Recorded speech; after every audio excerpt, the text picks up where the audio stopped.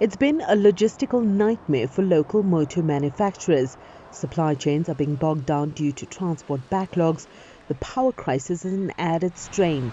South Africa is under pressure to adapt as Europe will no longer accept fossil fuel vehicle imports from 2035. There are challenges with deepening the supply chain, and there are challenges with how we sell and service new vehicles, new energy vehicles in South Africa. And those are the two areas I think where we need to put a lot of effort into reskilling and upskilling so that we don't trip ourselves up. Because what we don't want is poor experiences or failed investments. In the meantime, the electric vehicle market in South Africa is gaining momentum.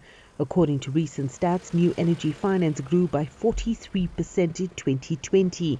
I think the other thing that has caused growth in globally of electric mobility is also the incentives that do come from government, and we don't have that luxury here. In fact, electric vehicles are still levied with up to 40% import duties because they are seen as a luxury good. So I believe that as soon as there are incentives for people to convert or to transition to electric mobility, there'll be even a higher uptake of electric vehicles.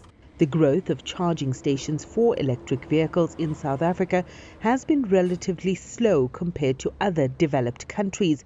The power crisis has dampened sentiment, but the government has announced plans to install 2,500 public EV charging stations by 2030 as part of its strategy to transition to cleaner energy sources. Research says that if every vehicle in South Africa had to be electric, it would only add about 7% pressure on the grid. So you can imagine that it's not necessarily a great burden on the grid, but it is still something that we need to deal with.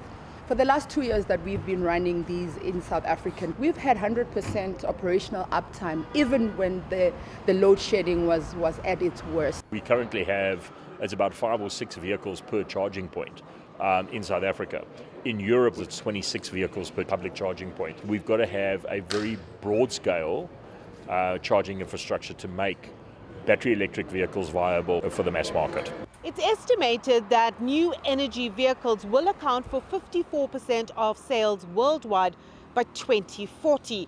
Local car makers will have to pick up the pace if they don't want to lose out of this growing market. Sumitra Nadu, CGTN, Johannesburg, South Africa.